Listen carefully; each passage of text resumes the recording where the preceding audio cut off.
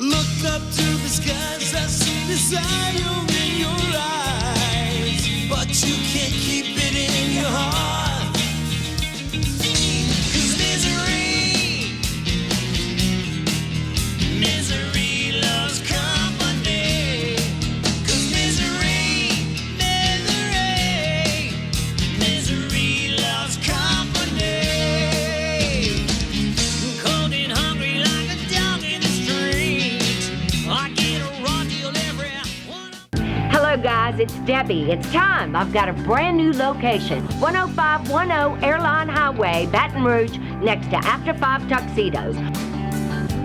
We have the perfect spot to get all your wedding and formal wear needs.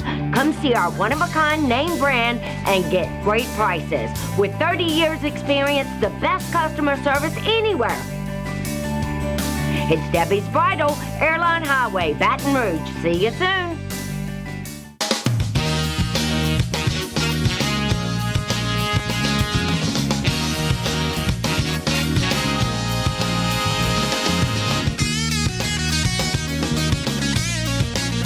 Good morning and welcome to the Wednesday edition of the Clarence Bug Show. So glad that you have tuned in today all across South Louisiana as we start off another day of the new reality of the coronavirus. Here in South Louisiana, nothing says this time of year like crawfish and strawberries. Unfortunately, however, the COVID-19 pandemic has impacted both of those amazing industries here in the Bayou State.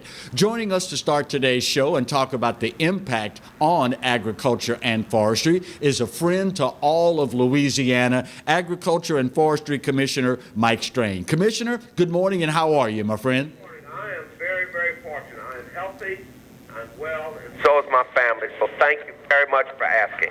So how big has the impact from the coronavirus been on the Louisiana crawfish industry, Commissioner?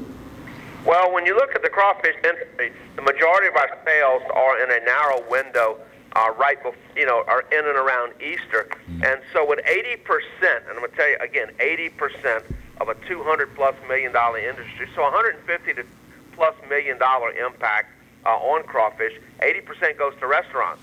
Right. So what we're telling everybody, while you're home, pick up a sack or two of crawfish, boil them, eat all you can, and peel the rest. Mm-hmm. They are plentiful, they're delicious, they are really nice size. Get those Louisiana crawfish.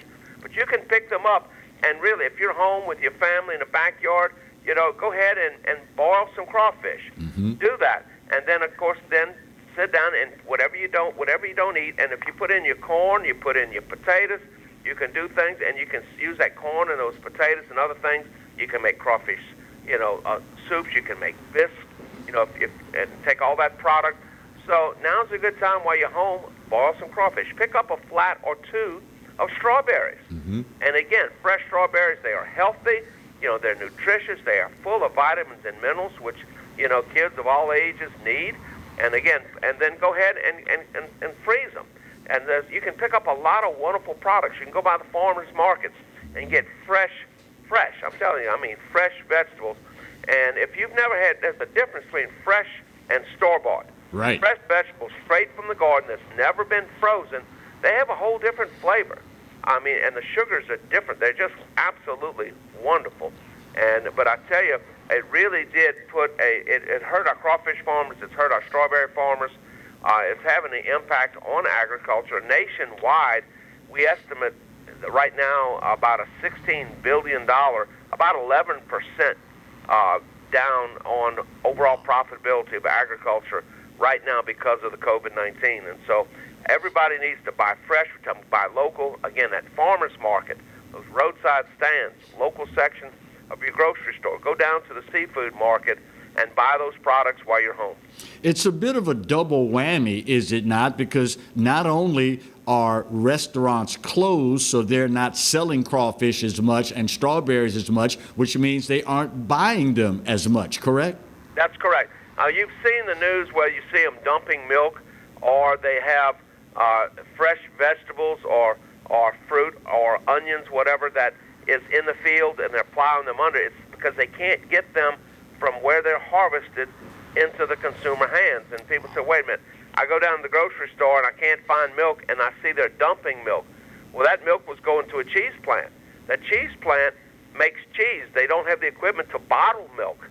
And so when you have a disruption in the supply chain, you can't just retool it like a cheese plant and make it into a bottling plant.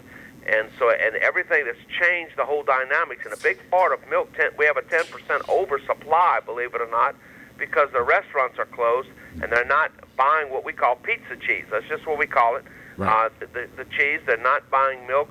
They're not buying institutional type chicken, and they're not buying beef. So everything's changed, and we're trying to adapt to that. But on the other side, we don't have the workers. You saw where the big beef processing plant, JBS, is Right. closed for 2 weeks. That plant processes $2 billion, that's with a B, dollars worth of beef per year. And there are other plants that are closing for 2 weeks in beef, pork, poultry. And so we're starting to get into a disruption of markets. And when these processing plants, and you think about this, if a poultry processing plant, though, we have one here in Louisiana processes about 235,000 broilers a day. Wow. Yeah, you think about these beef plants, 6,000 head a day. A pork plant, 20,000 head of, pigs per day. That's how much it goes to feed this country. Wow. And so now we're starting to get those instabilities. Now we have plenty of food. You don't have to panic. There's plenty of food. We have plenty frozen product there. We're going to be taking, and shifting out of the warehouses. But other things are happening too. Across the world, a number of countries are starting to stockpile wheat. They're stockpiling rice. They're going to be stockpiling soybeans. You saw in today's news that China is buying more U.S. soybeans, and they are stockpiling soybeans. Egypt is stockpiling wheat. The Philippines stockpiling wheat. And so a number of countries are filling up their government and their warehouses with these staple grains. And one of the concerns is if this worldwide impedes worldwide agriculture, what is going to happen? And also we have now the World Agricultural Supply and Demand Report, the March 10 report. This is the last one out that was just released a couple of days ago, shows that for the second year in a row, the world has consumed more wheat than it's produced. Wow. Second year in a row. We're fortunate that on rice, we're fairly close.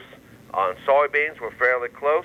I think you're going to see a shift in cotton. So there are going to be some dynamic shifts in supply and demand. And, of course, as demand grows, the United States and Louisiana, we're in a great place to deal with that and also to produce that. But we got to get everything going, because what you don't see, when you see those soybeans in the field, you see that corn in the field, you see that rice, well, it takes labor to do that. Then it's got to be harvested. Then it's got to go to a grain elevator. Then it's got to go from there either by trucks to the next user or put on a barge or ship. And that ship has got to have sailors. It's got to have pilots. Then it's got to get to its port of destination. And right now, a big issue is, one, getting ships into China, and two, getting the ships in China unloaded. Right. So it's all these logistics. Here in Louisiana, so many more people now are cooking at home. And of course, you can't say Louisiana cooking and don't say seafood. How important right now is it, Commissioner, that we make sure when we buy seafood, we buy Louisiana seafood caught by Louisiana fishermen? Well, number one, the majority of fresh seafood in the United States comes from Louisiana waters or off our coast. So what we say, ask before you eat, where's our seafood come from? And make sure you buy fresh, local Louisiana seafood. It is absolutely the finest product. And this will help our farmers. It'll help our fishermen. whether it's wild caught or if it's coming from the Gulf or whether it's coming from our farms, those dollars stay local. Those dollars cycle 5 to 7 times. And one of the things we're going to be doing from our administrative branch of government, I'm in the executive branch, but also working with legislators, we're going to be working to rebuild and grow our economy. That's going to be a big focus in the upcoming year, legislatively doing that. And so by buying, if you buy local shrimp, you buy the local oysters, you buy U.S. catfish, you buy our crawfish, that really, really makes a huge difference. And it's tastier. It tastes better. It's just better for you. But that is a huge part. We need to do that. Also, fresh fruits, fresh vegetables, fresh strawberries, fresh corn. You want Louisiana onions. You want our produce. That really grows our local economy. And you need to look for that certified Louisiana label, certified Cajun, certified Creole, certified Louisiana craft beverages. And so we look on where that comes from. And you want Louisiana seafood because nothing is better. And of course that grows our, and that's the economy is huge. If you look at our offshore fisheries, you're talking about $1 billion a year. When you look at crawfish, you're looking at directly $250 million a year. It is a huge, massive part of our economy. Finally, Commissioner, how are the fine men and women of the Louisiana Department of Agriculture and Forestry holding up throughout this pandemic? I'm very proud of them. They're working in the field. They're working at home. Everybody's working. They're anxious to get back to work here in the building. Everybody, of course, we're keeping the trains on the track. They're doing their inspections. We're really pushing to stay safe. And I can tell you, everyone in the government, and I also want to thank all of our medical personnel, all of our first responders, all of our truckers, all of our farmers, everyone that is working, our processors, everybody that is working through this each and every day so that we can keep people safe, we can get through the disease, and we can keep the economy going. That's a big deal. You're watching Wall Street, you're watching oil prices. We have a short window here to get back in gear, and I think we're going to do that, and everyone is working really hard. A very positive attitude, and I can tell you that our world post-COVID is going to be different. Mm-hmm. It is going to be different, but I tell you, people are really reassessing what's important in life, and I think we're going to be stronger when we come through this. Agriculture and Forestry Commissioner Mike Strain, so great to talk with you again, my friend, and thank you on behalf of the citizenry for the outstanding job that you do for us here in Louisiana. Well, thank you all for allowing me to be your commissioner. You're quite welcome. Take care, my friend. It is, and I was hoping he would mention it, but I'll take the opportunity to do so. Nothing against the folks in California and Florida, but Louisiana strawberries, flat out, just taste better. Just saying. Just saying. First break of this hour coming up. When we come back, we'll spend some time sharing information with you on how you can be sure you don't become a victim. COVID-19, pandemics, natural disasters have a tendency at times to bring out the best in humanity. Unfortunately, sometimes it can bring out the worst as well. Carmen Million with the Better Business Bureau of South Central Louisiana will join us to tell us how you can stop the scammers from separating you from your stimulus check and your other money as well. That's next on the Clarence Bugg Show. Stay close.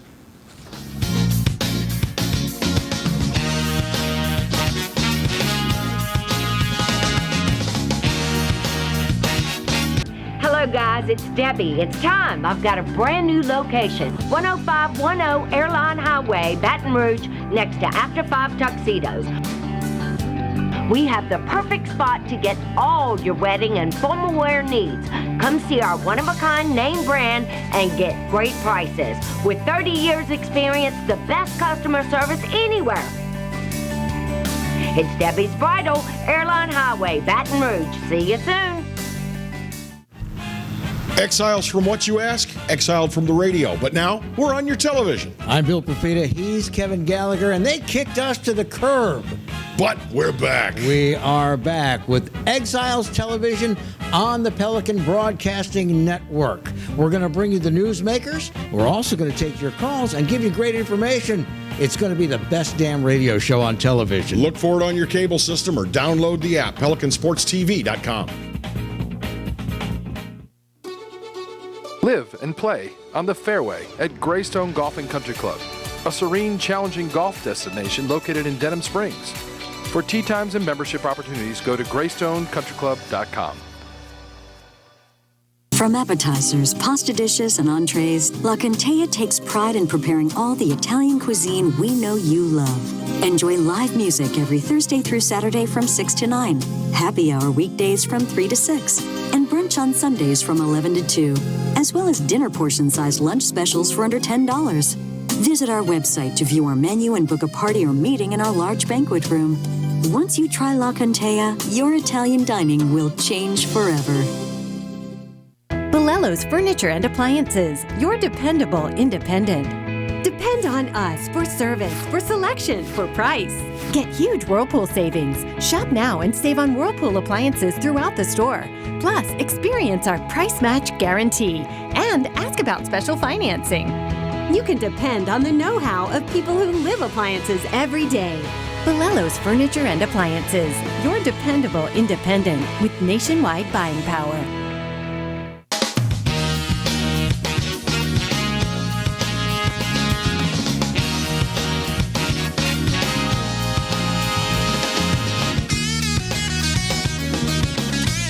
Welcome back to the Wednesday edition of the Clarence Bugg Show, Hour 1, and thank you so very kindly for viewing the brand new reconstituted Clarence Bugg Show right here on KBBN, The Pelican. You know, a lot of you now are spending, obviously, a lot more time at home and a lot more time on social media. It is just the order of the day.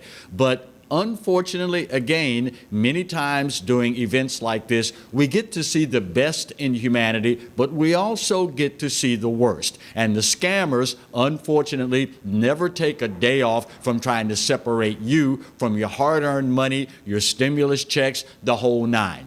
Joining us to start this segment, to keep us abreast of what's out there and how to protect ourselves, is Carmen Millian, the president and CEO of the Better Business Bureau of South Central Louisiana. Carmen, good morning, and how are you today? Good morning, Clarence. I'm doing just fine. So, how are victims being approached on Facebook and social media to scam us? Okay. Actually, they are reaching out by either sending us an email or a text, and they're telling, in some cases, they're telling people that they can get their stimulus check quickly, and they just need to click on a link, that sort of thing. Mm-hmm. And then, of course, they will request personal financial information. They may request payment. And we want consumers to know that the government is never going to reach out to you on social media. Mm-hmm. So that's the first sign of caution. Typically, how do bona fide government agencies contact citizens, and what sort of information legitimately will they ask for? Well, first of all, when we're talking about the stimulus check, which is what is everybody's concern, they are going to just deposit it into your account. If you have done your taxes over the last couple of years, they'll just automatically deposit it. Right. And so you don't need to do anything. You don't need to provide information. You don't need to reach out to them. In fact, I've heard several people reach out to us today and let us know that they have started receiving their stimulus check, and they did not have to do anything. Mm-hmm. So that's the first thing. Okay. So I'm sorry, go ahead, Carmen. Secondly? No, go ahead. Go ahead. I was just wondering, who's most likely to be targeted by these individuals? Is there a particular demographic that should be particularly cautious, or does it kind of run the gamut? Well, first of all, normally most people assume that it's senior citizens. Mm-hmm. But in this pandemic, everybody is available. People are at home, which in most cases are just senior citizens, but consumers are all at home and they're all available. So I just think it's across the board. If you have a phone, if you have a website, email address, any of those things, you're going to be a target. Mm-hmm. The reality is these scammers will target as many people as they can, and if they can commit fraud against just a few, they've made their money. And unfortunately, these scams will work, and there are people that will fall for it because most people are vulnerable right now. Right, right. So if a person finds themselves victimized, what should they do, and what are the chances of them getting their money back? Well, in most of these cases, if it is a fraudulent scammer, for instance, out of the country, chances of them getting their money back are very slim. They can contact the Attorney General's office. They can go to the BBB website. We have a scam tracker that they can log their scam on. And they also can contact the Federal Trade Commission. And we can give them all of that information if they've been a victim. But the best advice the Better Business Bureau has is to question anything that they receive, assume the worst, and check it out first. Always investigate before you give personal information. With so many children being at home now, obviously the order of the day for young people is social media, it's the digital age, yada, yada, blah, blah, blah. How closely should we be monitoring our kids' social media use so that they don't inadvertently release some information that could end up hurting us adults? It's more important now than ever because people are bored, not just young people, but people in general are bored because they're at home. So what are they doing? They're staying on their phones. They're on Facebook. And that's where some of the scams we're seeing are happening now is they're bored, so they're answering all these questions, these quizzes. And the thing is on these, if you look at these quizzes, they're asking you personal information, your mother's maiden name, your date of birth. That's all they need other than your Social Security number to steal your financial identity. So it's very important that people be very cautious about playing these games on Facebook and providing information. You don't want to give your address. You don't want to, post things that will make you a target. So what other tips can you give us, Carmen, to help us stop from being in that number of people being victimized? The best thing to do, again, as I said, is be vigilant. We put out several articles on our website, bbb.org/coronavirus. You can go to our website, whether you're a local business or a consumer, and get information and tips. But the reality is you have to protect yourself. We want people, our tagline is don't panic, be safe, avoid scams, and remember, if it sounds too good to be true, it always is. As you work your way through this new reality, how tough is it to get people to remain vigilant and aware? I mean, particularly South Louisiana folk, we're trusting by nature. We're people. We love to interact with others. We love to share with others. How tough is that task for the folks at the BBB to be sure that we don't let our Louisiana in us lead us down the road to being victimized? You're absolutely right. People want to interact with other people. It's our nature. And unfortunately, as time goes by, we see that people are becoming a little less vigilant. But we want to remind them again, if you follow the rules, if you protect yourself and your family members, then we can get through this. But you have to stay calm, and you have to protect yourself from being scammed. Now, we don't want to put out a false impression that all the scams are strictly limited to social media. I'm sure there are probably still scammers out there that do it the old-fashioned way. They love to contact you on your cell phone, and in that immediate interaction, they'll take advantage of you, right? Absolutely. And one of the ways we're seeing that happen is people are being contacted, as they have been in the past, on these prize scams. You've won $1 million, or you've won Publishers Clearinghouse. And people are desperate for money, so they're easier targets than normal. So, and then they have, like you said, that interaction. So again, people are more vulnerable. They're an easier target. And again, we just want people to be very cautious. Call the Better Business Bureau. We are answering our phones. Before you engage in a situation where you're not familiar with it, call us first and we'll give you good advice. Is there any such thing as being too cautious? I mean, after all, it is the age of the internet, the digital age.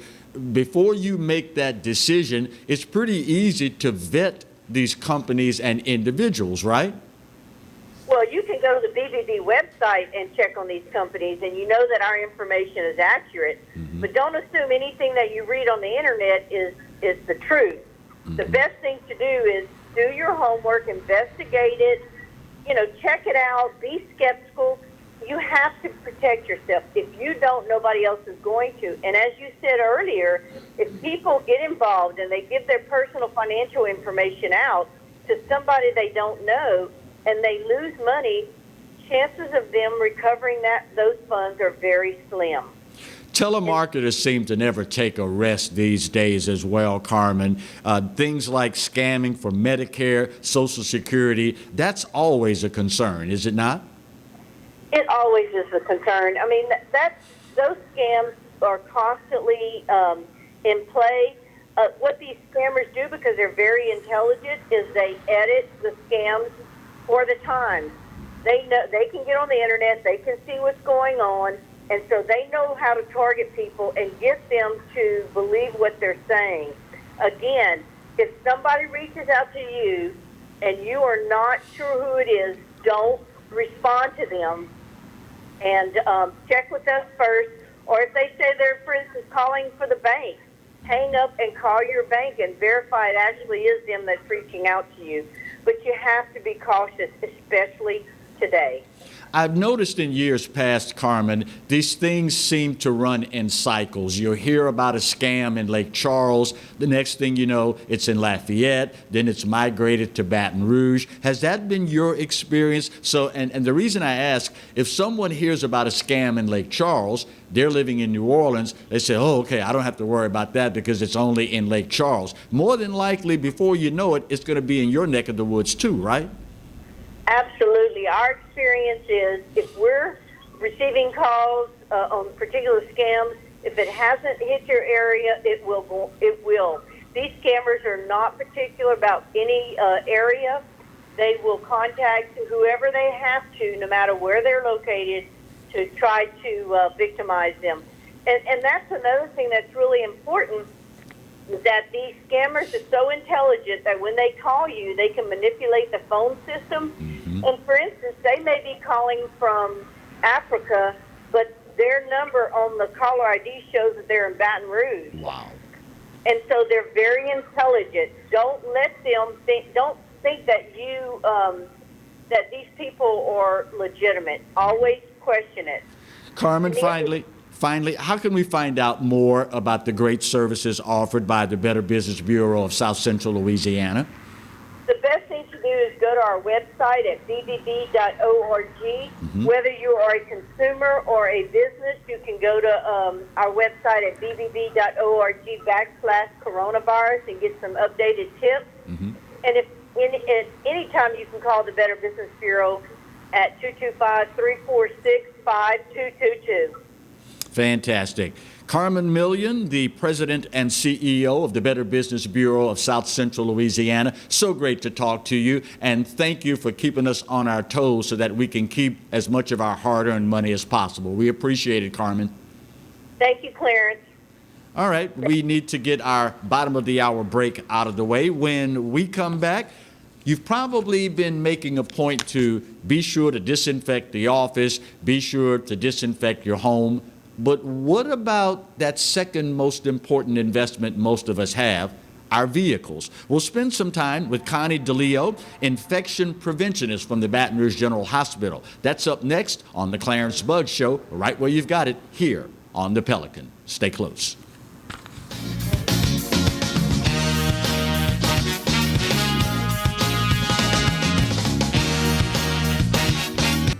Hi, I am Dr. Farrell Frugier Jr., and I am a general dentist at Frugier Family Dentistry. I was born and raised in Baton Rouge, Louisiana. I went to Catholic High School, LSU, and LSU School of Dentistry in New Orleans, where I received my DDS degree in 1986. I always have and will continue to be committed to continuing my education, to invest in technology which makes the diagnosis and delivery of dentistry more thorough, more comfortable, and more aesthetically pleasing. In our practice, we are here to serve the patients. We want to improve their quality of life and to develop relationships with our patients. In dentistry, we have a chance to impact lives on a daily basis, not just by doing dentistry, but by getting to know them and being a part of their life. We also believe in giving back to our community.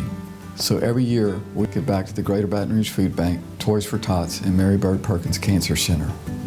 Please stop by and visit our office. We would love to take care of you and your family. Hello guys, it's Debbie. It's time. I've got a brand new location. 10510 Airline Highway, Baton Rouge, next to After 5 Tuxedos.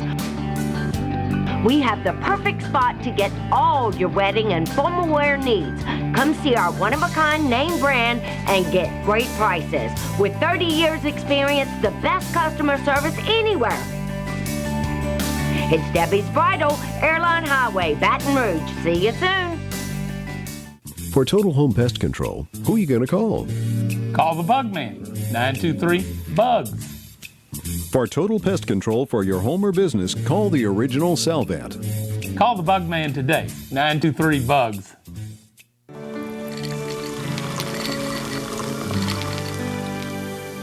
No one can stop me when I taste the feeling. Nothing could ever bring me down. Nothing could ever bring me down.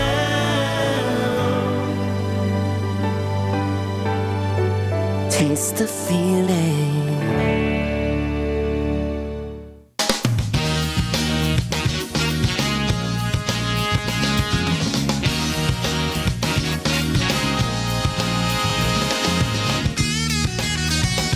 Welcome back to Hour 1 of today's edition of the Clarence Bug Show. Thank you for allowing us into your homes as we all continue to get used to this new reality of the coronavirus and the pandemic that is sweeping the entire globe. We mentioned as we headed into the last commercial break that we've all become a lot more aware these days of disinfecting surfaces, objects that we come in contact with, the workplace, the home, etc., etc. But many of us, prior to this, may not have given a whole lot of thought into something that many of us spend a whole lot of time in, and that, of course, is our personal vehicles. Joining us to start this segment is Connie DeLeo, infection preventionist for the Baton Rouge General Hospital here in the capital city. Connie, good morning, and how are you today?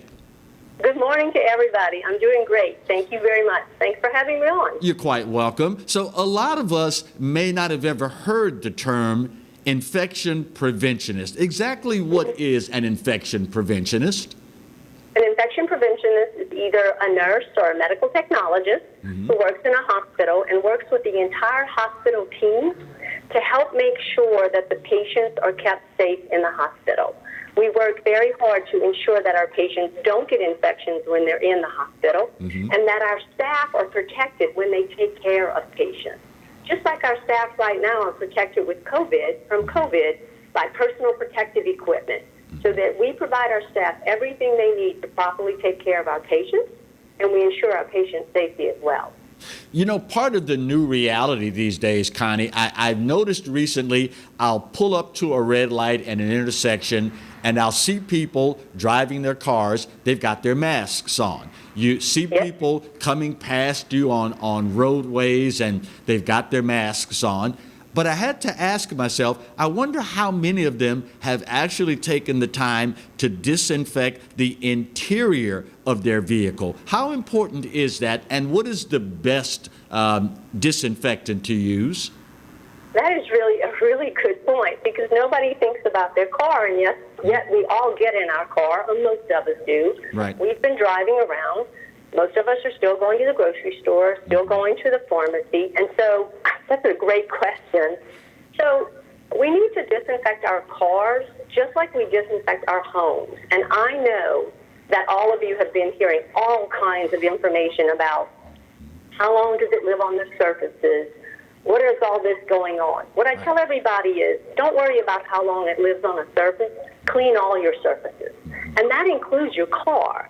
So what you want to do is think about the interior of your car. Okay. So you want to use a disinfectant that is compatible with the interior of your car. That may not be possible. Disinfectants are pretty strong. If you don't have that, you can easily use soap and water. That will work just as well. You want to touch all the high-touch surfaces. You want to clean those really well. And that's your steering wheel, your dashboard, your console, your door handles. You want to take care of all that and clean that. Second thing you want to think about is if you have children in the car seats, booster seats. They usually come with removable cloth covers. Those you can launder. You can launder in warm or hot water and dry in the dryer. With regular detergent, that would be fine.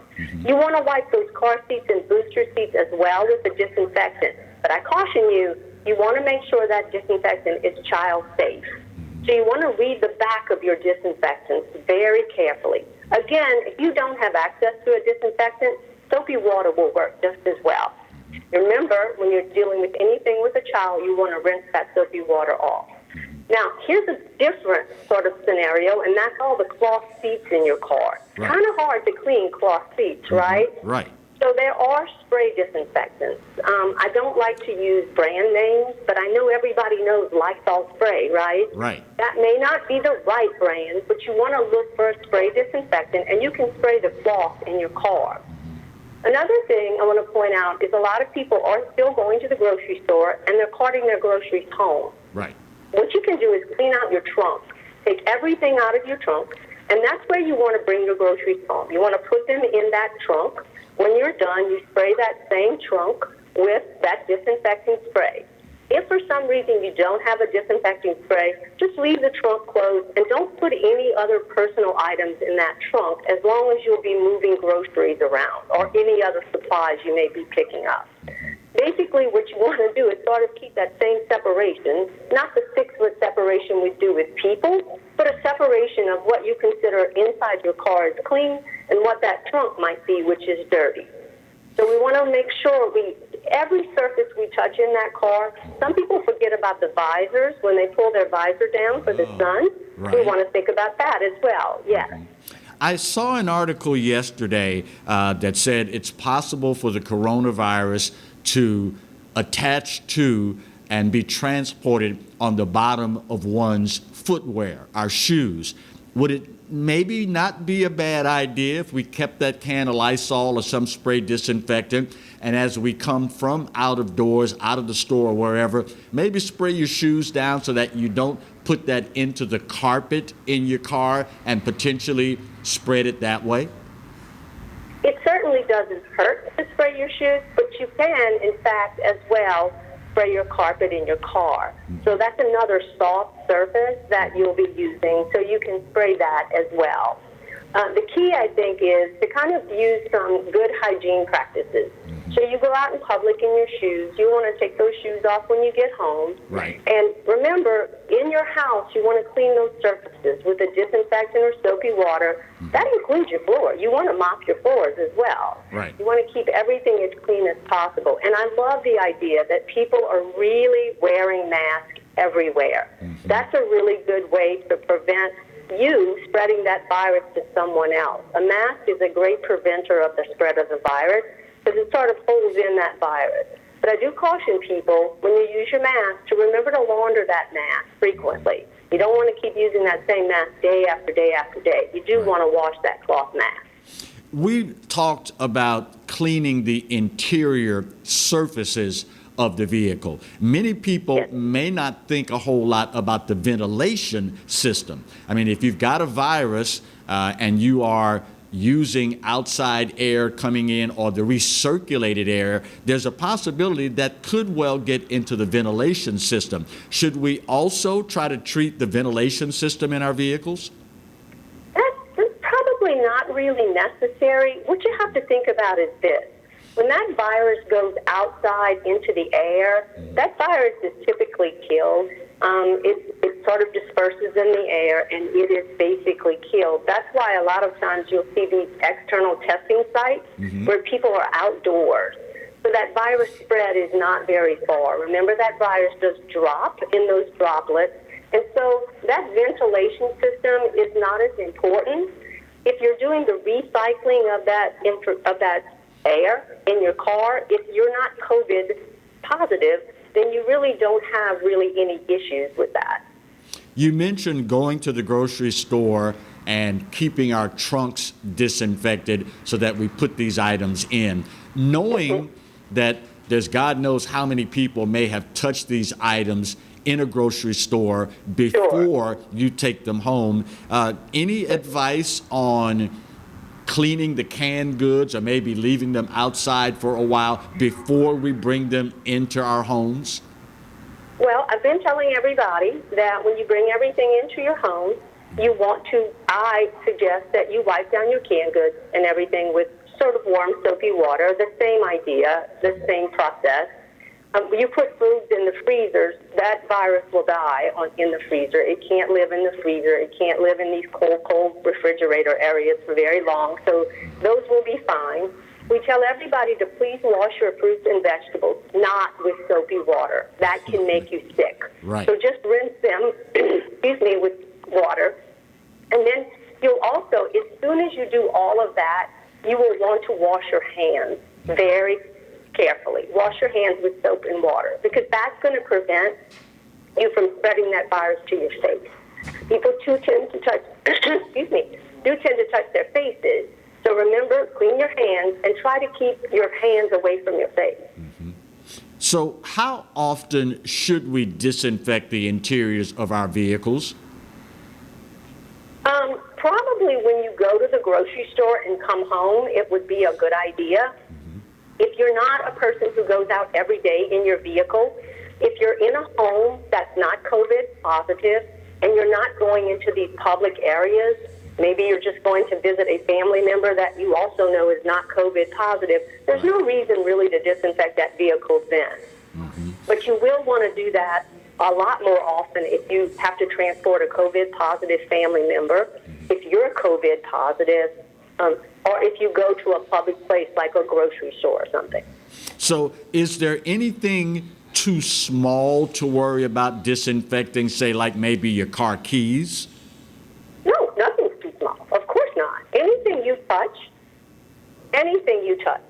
it's a possibility of having that virus spread on that. So anytime you touch anything, I do know that, which I think is a great idea, is a lot of places, a lot of the grocery stores are handing out sanitizing wipes when you walk out of the grocery store, which is great. Right. Another thing you can do, which is to help keep the interior of your car clean and disinfected, is once you unload those groceries in your trunk, if you have hand sanitizer on you, like on your purse or hanging from your purse, you can hand sanitize right there, because then you aren't transporting anything into the interior of your car.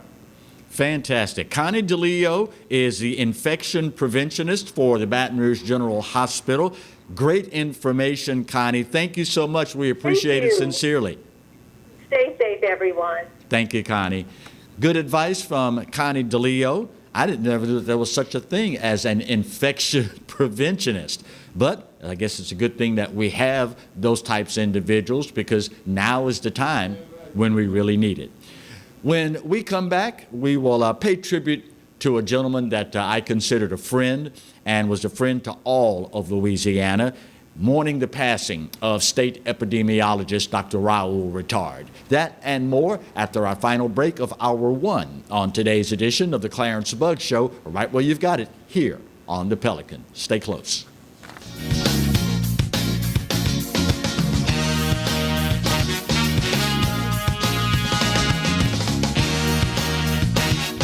Hi, I'm Bobby Yarborough with Manda Fine Meats. Here at Manda, we know what the folks of South Louisiana love. They love great flavored smoked sausage, delicious deli meats, and specialty items like boudin and andouille sausage. Manda Fine Meats has been providing these products since 1947. We produce them right here in Baton Rouge, so you know you're always getting the freshest product at your local grocery store. Manda Fine Meats.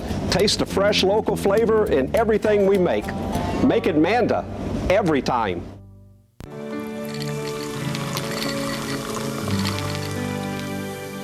No one can stop me when I taste the feeling.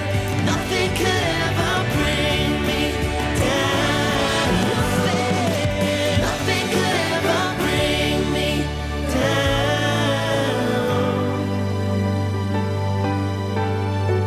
Taste the feeling. Exiles from what you ask? Exiled from the radio. But now we're on your television. I'm Bill Profita. He's Kevin Gallagher, and they kicked us to the curb. But we're back. We are back with Exiles Television on the Pelican Broadcasting Network. We're going to bring you the newsmakers. We're also going to take your calls and give you great information. It's going to be the best damn radio show on television. Look for it on your cable system or download the app, PelicanSportsTV.com. From appetizers, pasta dishes, and entrees, La Contea takes pride in preparing all the Italian cuisine we know you love. Enjoy live music every Thursday through Saturday from 6 to 9, happy hour weekdays from 3 to 6, and brunch on Sundays from 11 to 2, as well as dinner portion-sized lunch specials for under $10. Visit our website to view our menu and book a party or meeting in our large banquet room. Once you try La Contea, your Italian dining will change forever. Live and play on the fairway at Greystone Golf and Country Club, a serene, challenging golf destination located in Denham Springs. For tee times and membership opportunities, go to GreystoneCountryClub.com.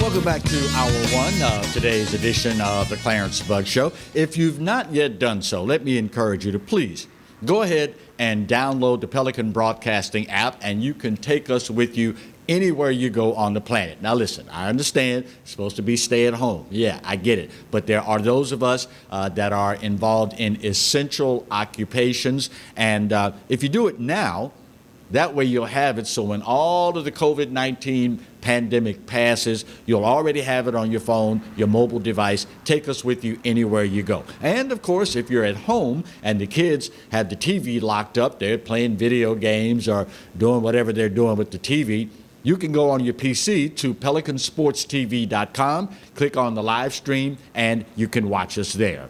It is with great sadness the Louisiana Department of Health announcing this week the passing of state epidemiologist Dr. Raoul Retard. He was a phenomenal individual, 43-year career dedicated to helping the citizens of Louisiana and the world, for that matter, deal with pandemics the likes of the coronavirus that we're dealing with right now. Dr. Retard guided our state through the West Nile virus, the H1N1 virus, all sorts of other environmental and toxicology issues that faced our state. As a member of the media, I can't count the number of times that I had him on the show for radio, and it was always the dissemination of outstanding information. And one of the things that, for me, that makes a great leader is accessibility. I can never remember a time when I called my friend Big Bob Johannesson with the Louisiana Department of Health, and asked him, can I get Dr. Retard on the show to talk about this issue or that issue? And he would immediately say, I know he wants to come on because he loves his job and he loves helping people. He was one phenomenal individual, and while the official cause of death has not been revealed, the Louisiana Department of Health said that it was not COVID-19 related. He will sorely be missed, and if you would, I know his family would take it personally, if you would be so kind as to keep that family, the family of Dr. Raoul Retard, in both your thoughts and in your prayers. He certainly will be sorely missed. Still to come today, as we head toward the top of the hour, we'll spend some time starting out the next hour with a guy that has rapidly become a friend of the Clarence Bug Show, Danny Bonafiglio, the owner and president of Jani Care, not to be confused with Jani King. Completely separate operation, locally born and bred company, and he'll share some information about some great new products and some great services to help all of us deal with the coronavirus pandemic.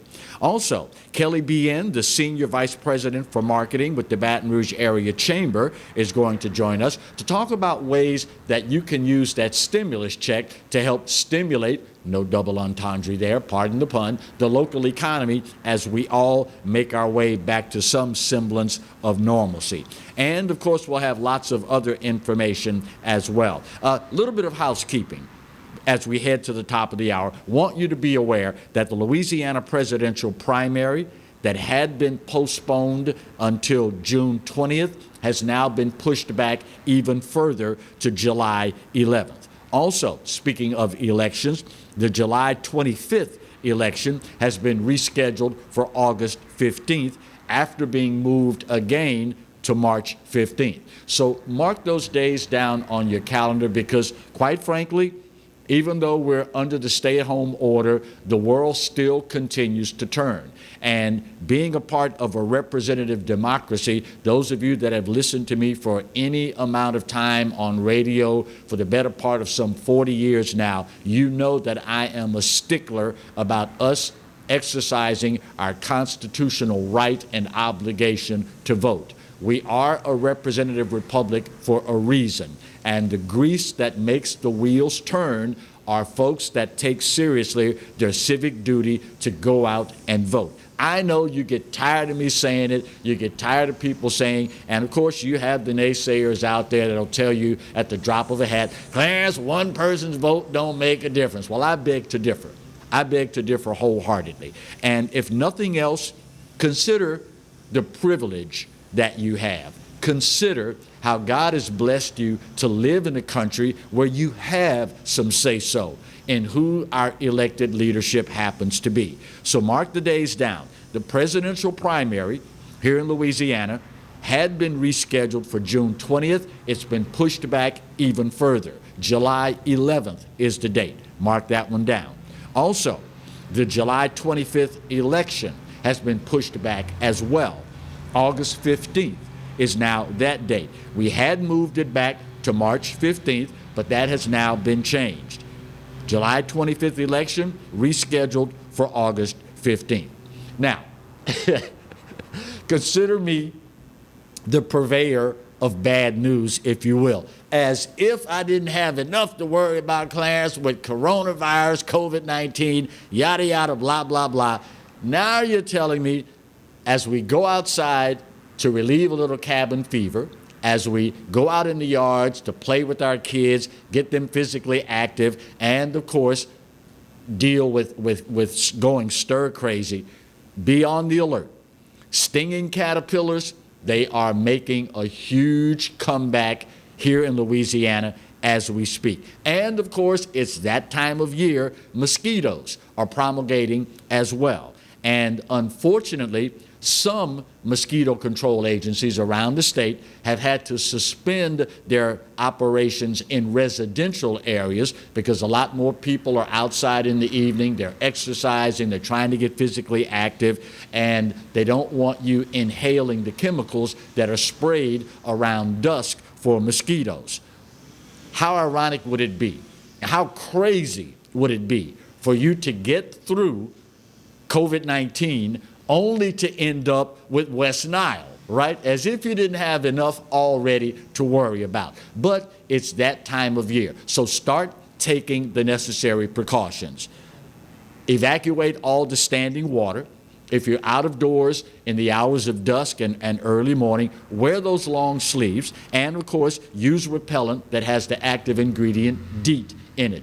We don't want people calling you from across the country saying, how's the family? How's everybody doing? Have you managed to evade COVID-19? And you have to tell them, yeah, we got past COVID-19, but now we're fighting somebody with West Nile in the family. That's the last thing that any of us need on our plate to deal with right now, because God knows we've got so many other things to deal with. And of course, the stinging gnats and the black flies are out now as well. As a matter of fact, one of those puppies got me just last night. It's no fun. So, on top of all the other stuff that we're worried about with COVID-19, just keep in mind, it is Louisiana. This time of year, there are certain health things that are insect-related that we all have to be aware of. Stinging caterpillars, mosquitoes, biting gnats, black flies, the whole nine. It's South Louisiana. It comes with the territory. I don't think anybody would hold it against you if you took the necessary precautions to keep yourself safe. Also, let me issue a plea on behalf of some great people here in Louisiana. Let us not forget the service organizations and the charities. They need our help right now. I saw a story just yesterday. For those of you not familiar with the small city of Baker, Louisiana, if you're outside the capital region, it is a suburb, in essence, of Baton Rouge, although it is its own city. Yesterday, the food pantry there, the food bank, had a line of over 1,000 people lining up to get food assistance. It's tough times for a lot of people right now. And as is always the case, I never ask that you give until it hurts. All I ask is that you give. There are folks out there right now that need as much help as they can get. And if it is at all possible for you and yours, give to the service organizations, particularly the food banks and the food pantries. A lot of you may be of the opinion, Clarence, I don't have but a couple of dollars, and I just don't know what they could do with that. But here's something to consider.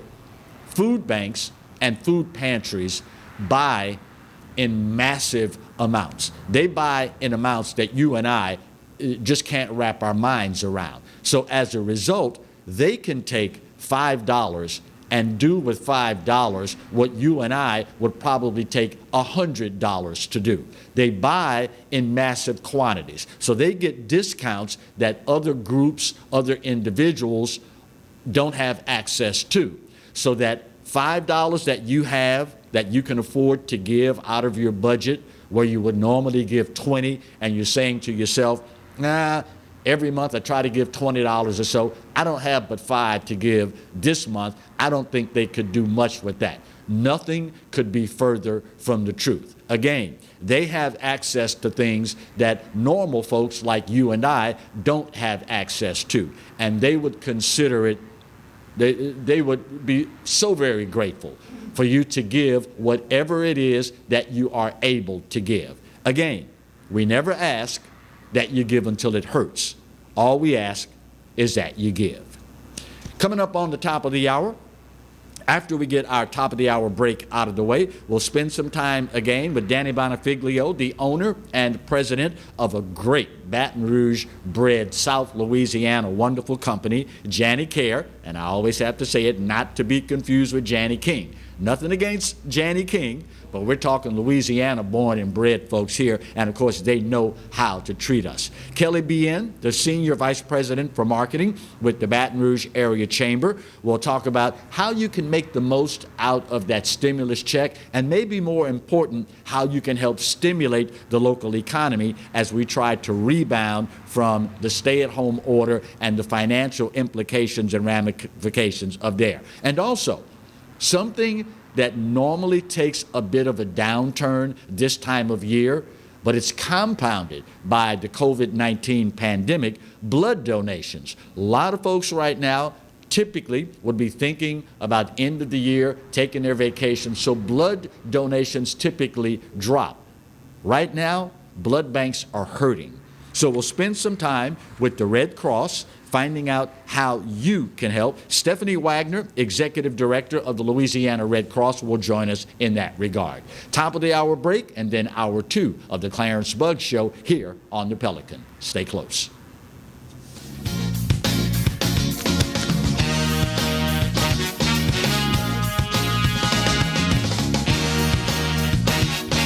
Hello guys, it's Debbie. It's time. I've got a brand new location. 10510 Airline Highway, Baton Rouge, next to After 5 Tuxedos. We have the perfect spot to get all your wedding and formal wear needs. Come see our one-of-a-kind name brand and get great prices. With 30 years experience, the best customer service anywhere. It's Debbie's Bridal, Airline Highway, Baton Rouge. See you soon.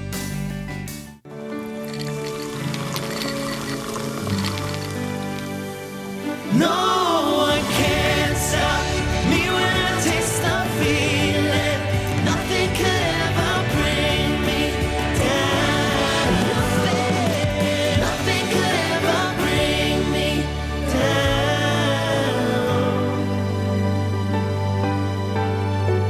Taste the feeling.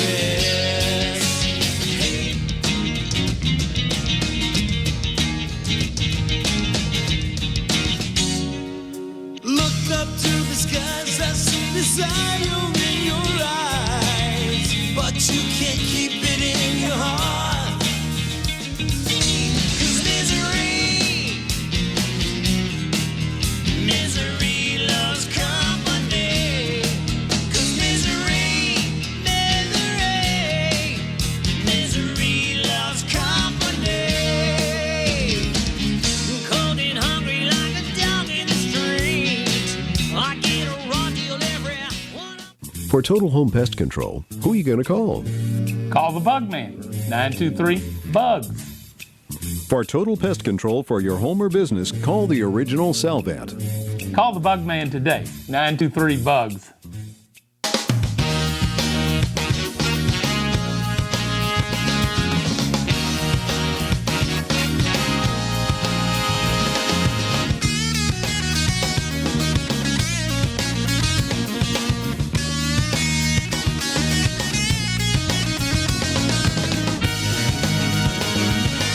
Welcome back as we start hour 2 of today's edition of the Clarence Bug Show. No, I did not become completely contagious and or infected during the commercial break. All of this is not up here to treat Clarence. Just want to set the record straight before we get started.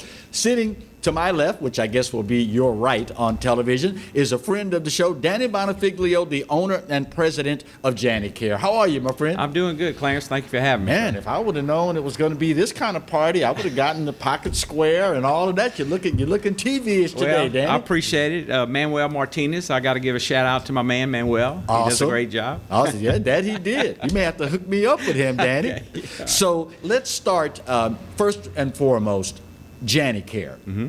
Who is it? What is it? Okay, so Jani Care was founded by my mother, Jane Lane, back in 1986. I purchased it from her April Fool's 1988. So I've been doing this since 1988, and we start off with cleaning commercial buildings and steam clean carpets, strip floors, window cleaning, pressure washing, day porter service, and then we sell the supplies too. So you're going on 4 decades of helping folks here in South Louisiana? Yeah, I started when I was 12. Wow. No, just kidding. Get out. No, yeah, we've been doing it a while. Here in born and raised in Baton Rouge, and went to Lehigh and graduated from Southeastern in Hammond. Okay, well, we won't hold that against you because you went to I'm a Tiger fan, though. I'm a Tiger fan. Go Tigers. Yeah, go Tigers. Tigers. Go Tigers. So people these days are more concerned than ever about disinfecting, sanitizing, the whole nine. Our hands, our homes, our cars, et cetera, et cetera. You all carry a fabulous line of products that help in that regard, particularly as it relates to the times that we're in right now with the COVID-19 pandemic. Right. Let's go down the line. Okay. And tell folks what we have. Okay, Clarence. What we have here, of course, everybody needs the little mask. This is a KN95 mask. Mm-hmm. We have these in stock. Everything in here we have in stock and can be ordered at our office. We have the latex gloves. Now, hold on. Before we go past the N95 masks. Correct. A lot of people may be saying, well, wait a minute. I thought there was a shortage of these things, and they were asking us not to buy them so that we could reserve them for our healthcare professionals, people on the front line, the whole nine. But you do have them in stock. We have them in stock, and we're getting more. And we Okay. buy direct from the manufacturer, which we didn't have them for a minute, but now we're now starting to get them. In Fantastic. addition to that, we have the latex gloves, the vinyl and latex in stock. Of course, toilet paper and paper towels. A lot of people sometimes, run into shortage of that. We do have that in stock. We have the antimicrobial hand soap, which, if you need to wash your hands and it's antimicrobial, we have that. We have disinfectants. We have the Microban, and we have a Go Green product now that's available if you're concerned about going green with no harsh chemicals. Okay. And then, of course, we have the ever so popular hand sanitizer. We have it in 3 different sizes. We have it in gallon size, we have it in 16-ounce, and we have it in 32-ounce sizes. Wow. Now, these are the washes. They're not the gel, but they do the same thing. They're 85% alcohol base, so they will sanitize with no water. Just squirt it in your hands and it will evaporate. Now, for us lay people, is there a huge difference between disinfecting and sanitizing?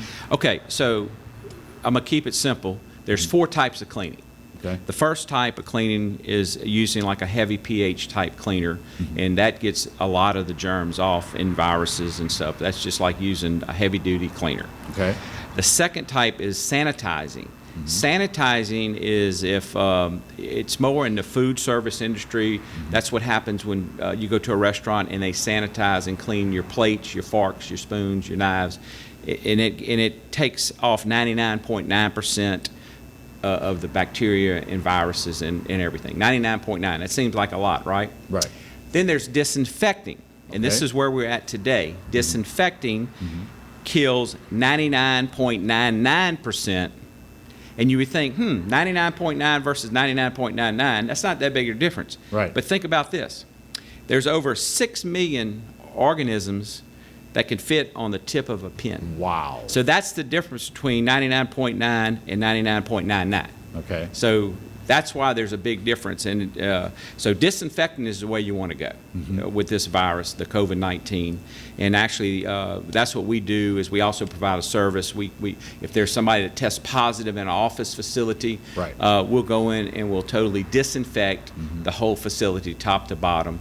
And that's become, unfortunately, one of the things we're doing a lot of lately. Yeah. You hear people as you go around and chat with people about the new reality of this pandemic.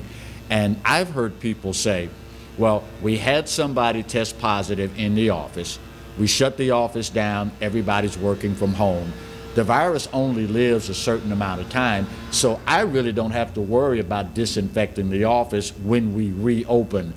Not necessarily what you want to do, is it? Well, I mean, look, I'm all about peace of mind and to make your employees feel safe and protecting customers. Exactly. So if you've got a business, and a lot of my businesses have shut down, like gyms, restaurants, professional offices, have me or someone like me come in and do a disinfect. I highly recommend it.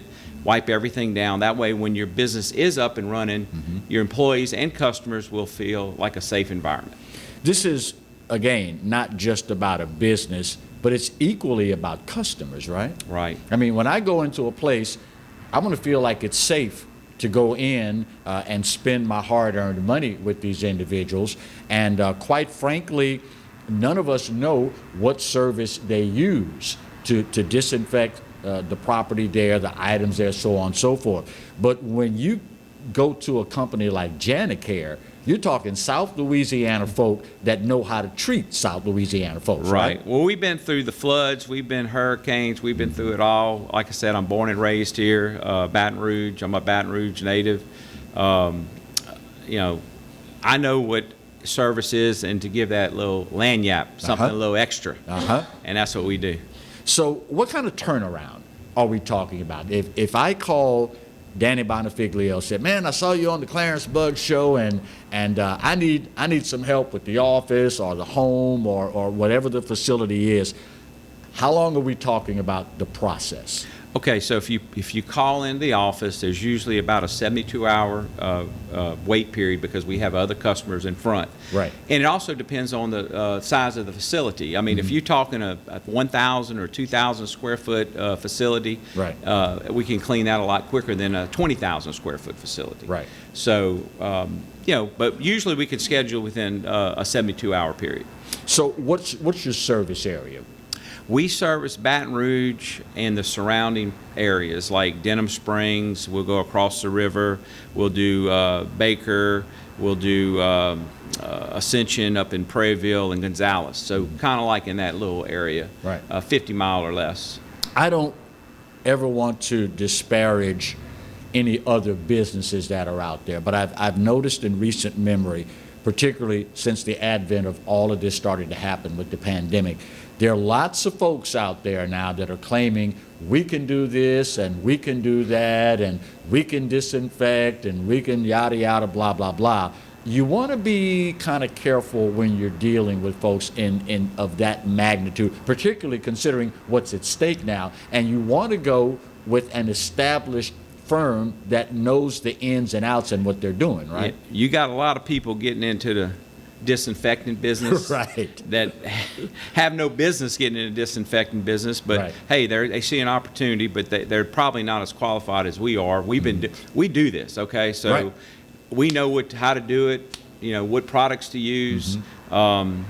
This isn't our first rodeo, trust me. We've been through floods and everything else. So, and you want to make sure you buy your products from an established company, not just somebody off the street, selling masks or gloves or disinfect. You want to buy from an established company.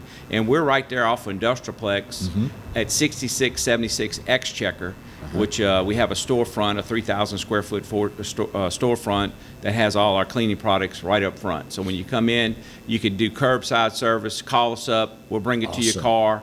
You don't have to get out, we'll run your credit card. You don't even have to come in, and we'll service you like that.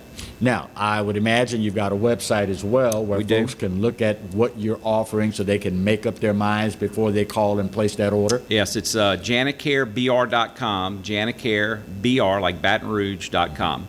Now, a lot of folks, when they hear disinfectant, when they hear sanitizing, they're thinking, oh, those are pretty strong chemicals. I don't know if I want to have it around my pets. I don't know if it's going to be safe to have my kids around, my elderly parents who are now living in the home with me. You all also have some green products as well, right? We do. We're so happy. We just started using this product, and it is proven product. It's a total green disinfect product that will kill the coronavirus, the H1N1, HIV, hepatitis A, B, all the above. And it's a totally green product.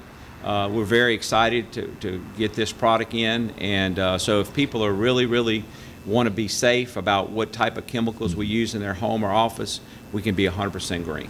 Now, I probably don't need to say this, Danny, but as soon as I don't, it will end up coming up. For those that don't know, when you say totally green, we're not talking about the color of the product, right? No, sir. No, sir.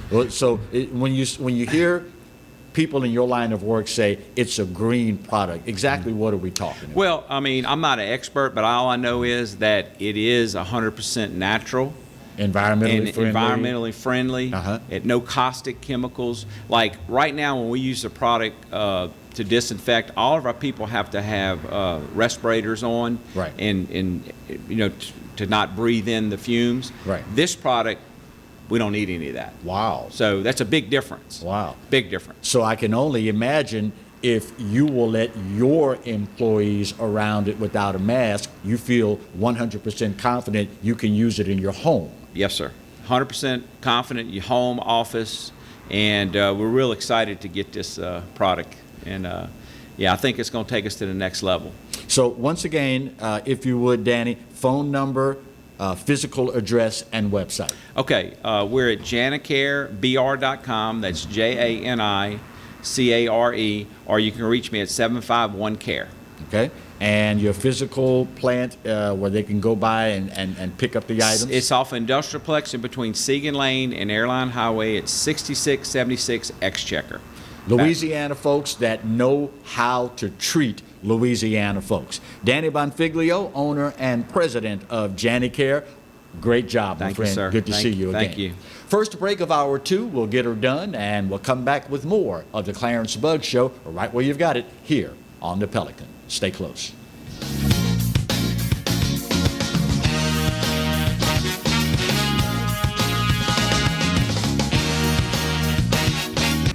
Hi, I am Dr. Farrell Frugier Jr., and I am a general dentist at Frugier Family Dentistry.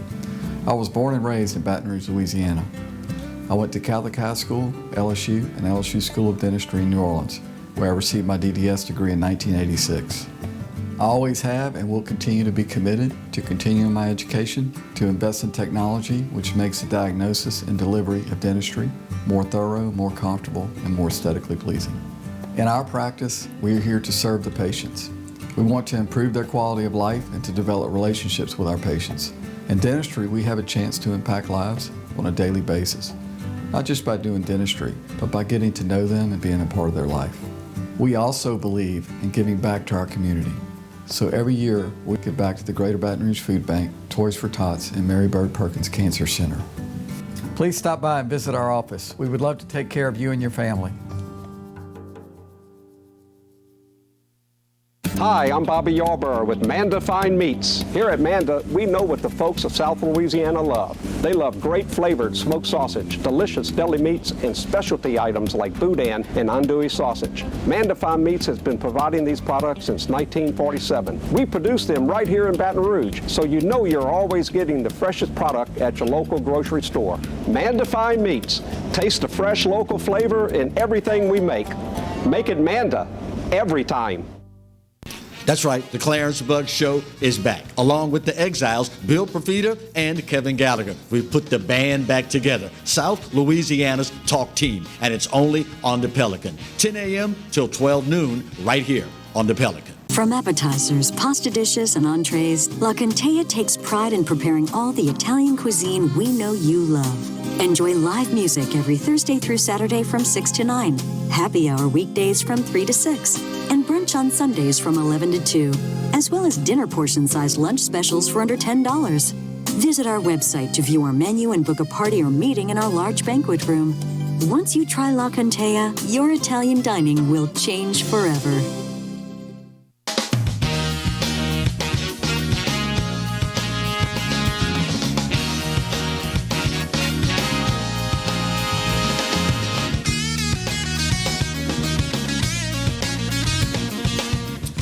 Welcome back to, thank you, Marty, for giving me the we're back signal, which you didn't give me, as we work our way through hour 2 of today's edition of the Clarence Bug Show. I want to say a very special thank you to all our viewers in New Orleans, Baton Rouge, Lafayette, Lake Charles, all across South Louisiana. Thank you so very kindly for acquiescing and spending a little time with us during the new reality that we're all dealing with.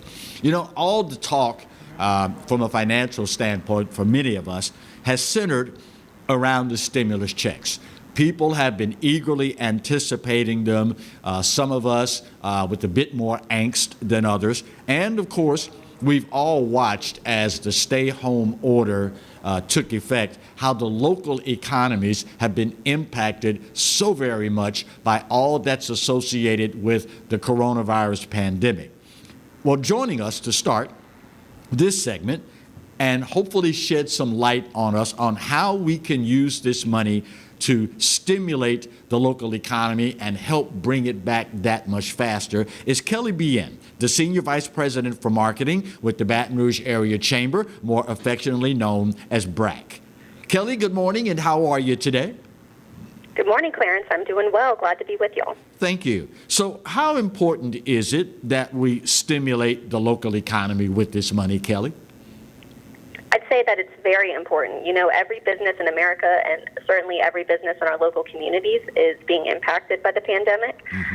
So we're really encouraging people that if they're able to find those local businesses, local retail, and local restaurants to support with that money. And of course, it's not geographically exclusive, meaning we want people in New Orleans to get their stimulus checks, support the locally owned and operated businesses there. But if, say, you're one of the essential individuals and you do travel, kind of make it a point to look for locally owned and operated businesses when you stop to eat, stop to get groceries, stop to do whatever it is you stop to do? Absolutely, absolutely.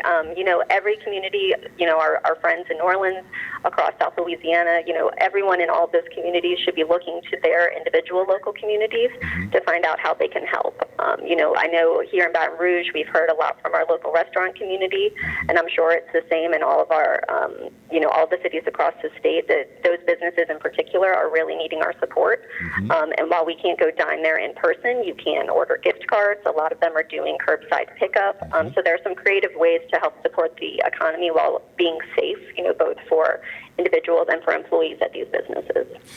Kelly, there's something to be said when we, quote, spend local. We obviously help our neighbors, our friends, our fellow citizens that live, work, worship, play where we do.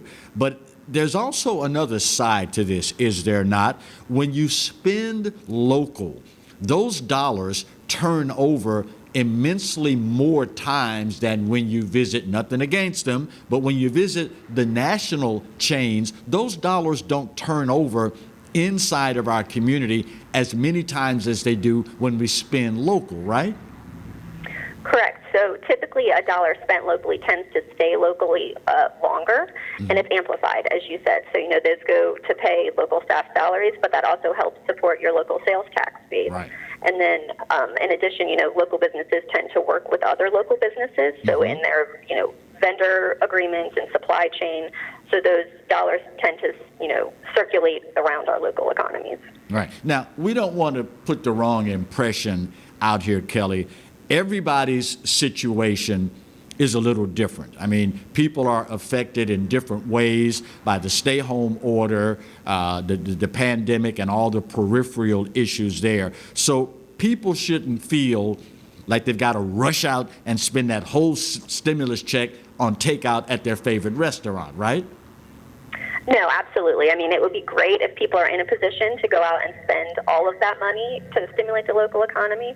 But, we know absolutely that everyone's individual situation is different. And so that should be, a decision made on a household by household basis. I mentioned in the last hour, I made a personal plea for individuals that whatever amount it is, whatever percentage of the budget that it is, that they help support the local service organizations, food banks, food pantries, St. Vincent de Paul, Red Cross, and the like. Their buying power is a whole lot greater than just the individuals, right? Yes, I think that that's a great point. Supporting philanthropic efforts right now is very important, just as important as supporting local business. Any way to get dollars into the local community, keep cash flow moving around the local community is going to be helpful for everyone. So does the Baton Rouge Area Chamber recommend any programs to help us shop wiser for the local economy? Sure. There are two programs specific to Baton Rouge that I would imagine are similar programs around the state, but one of them is Keep BR Serving.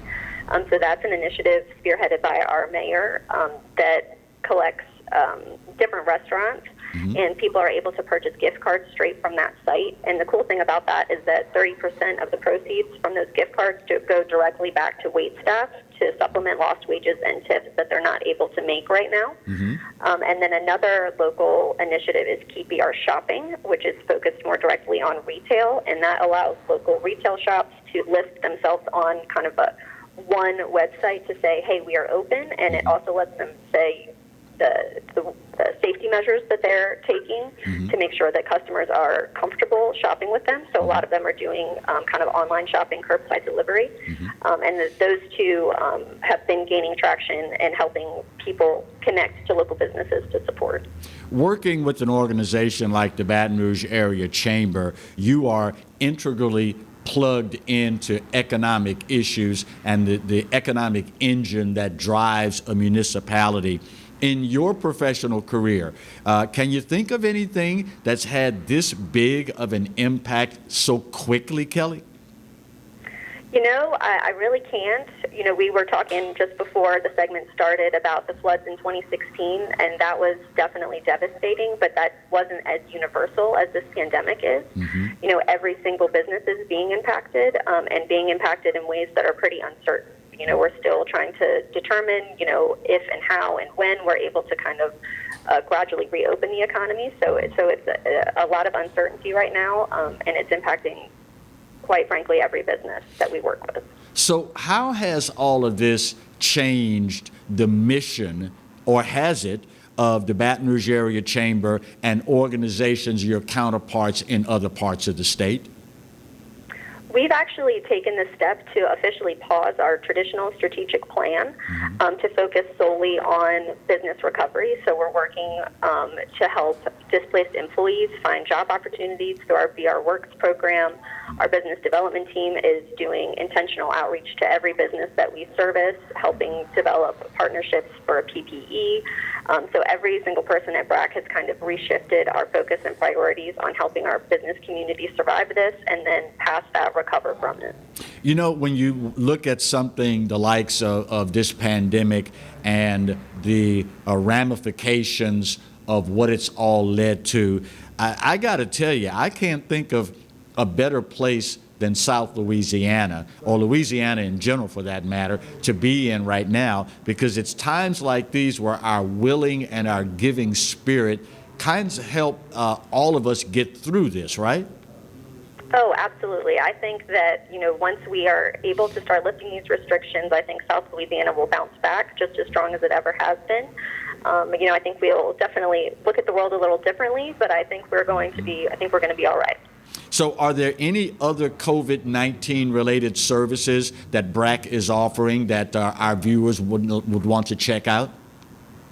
Yeah, absolutely. So we are maintaining a resource page on our website. It's brac.org/recovery, and that's kind of housing everything that anyone might want to know. But particularly, we are hosting a series of webinars that are free to anyone. You don't have to be even in the Baton Rouge area to participate. On Friday, Secretary Pearson of Louisiana Economic Development will be on with us at 11:30 to talk about the Louisiana Loan Portfolio Guarantee Program. Right. So that might be of particular interest to small businesses who are looking for funding. I know that, you know, the programs at the federal level, while generous, have been a little clunky in the rollout, so this is an alternative.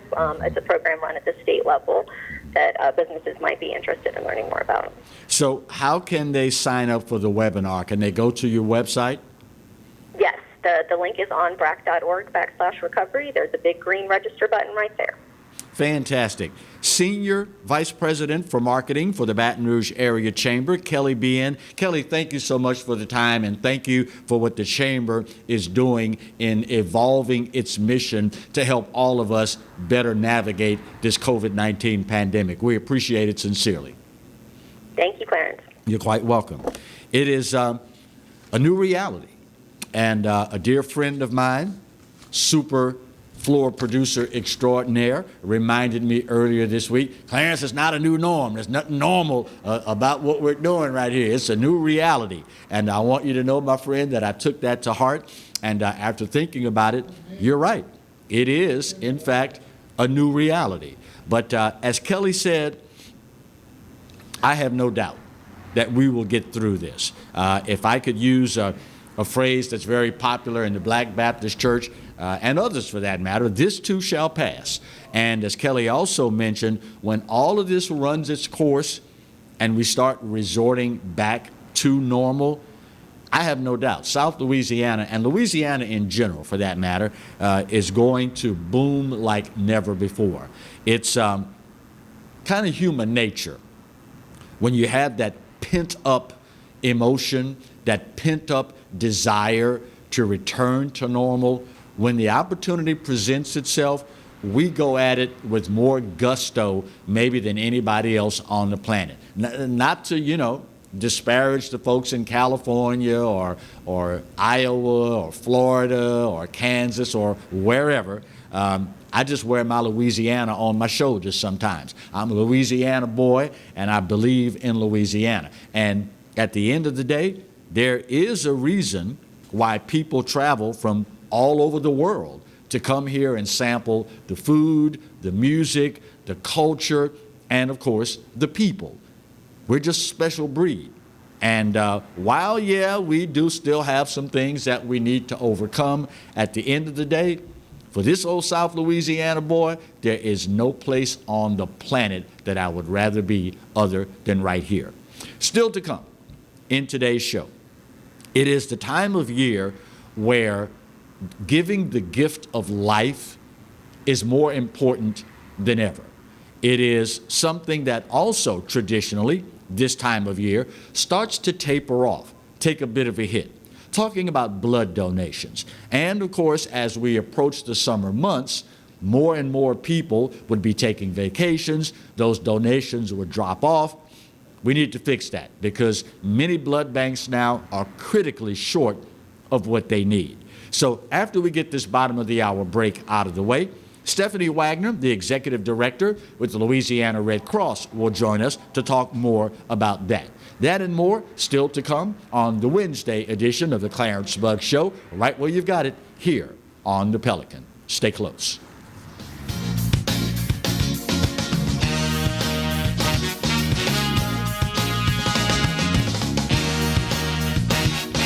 For total home pest control, who are you going to call? Call the Bug Man, 923-BUGS. For total pest control for your home or business, call the original Salvat. Call the Bug Man today, 923-BUGS.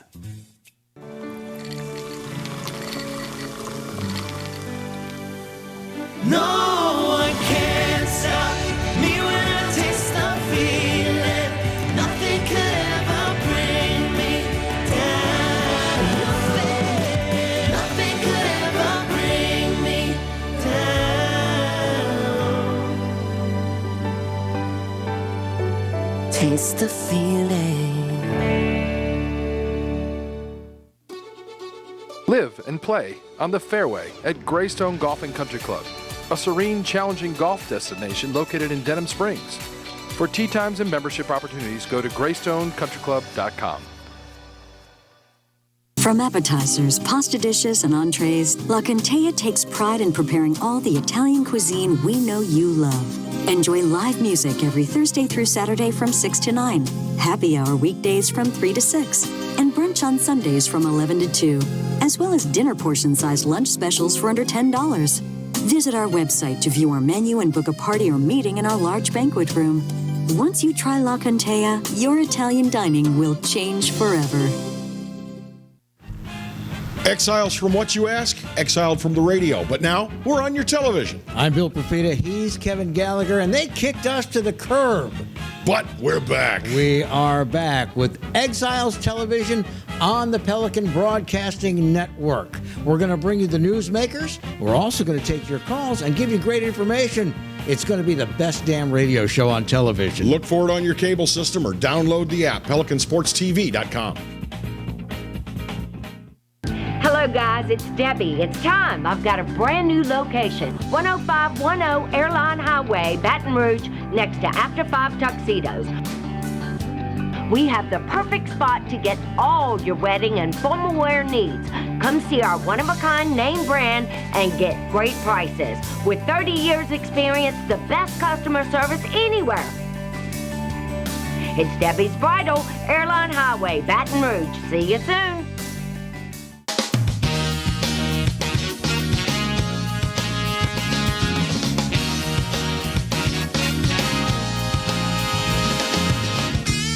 Welcome back for hour 2 of today's edition, the Wednesday edition of the Clarence Bug Show. So very grateful that you have allowed us into your homes, on your TV sets. For the folks in New Orleans and Baton Rouge, Lafayette, Lake Charles, we consider it a privilege and an honor. If you were with us as we headed into the last commercial break, you know I referenced that the gift of life, typically blood donations, starts to take a hit around this time of year. We're all anticipating the end of the school year. We're starting to make plans for vacation. We're traveling. So many of us just don't give the gift of life as we normally do other times of the year. Well, this year is markedly different. Because of the coronavirus pandemic, many many blood banks are facing critical shortages here in Louisiana and the rest of the country, and probably, if I could venture a guess, around the world as well. Joining us for this segment, let me be sure I get this right, Stephanie Wagner, the Interim Executive Director of the Capital Area West Region for the Louisiana Red Cross. Stephanie, did I get it right? You sure did. Thank you. How are you this morning, Stephanie? I'm doing well, thank you. How are you? I am well. Thank you for asking. So, was I fairly on target when I said typically blood donations start to taper off this time of year? And is that now a double whammy for you? Yeah, it certainly is. As you noted, as we transition out of school time and into the summers where folks are traveling more and there aren't as frequent blood drives that are occurring, we do see a dip in blood donations occur. And of course, in this current environment that we're dealing with COVID-19, we are seeing a significant amount across the nation of blood drives being canceled and fewer donations being made.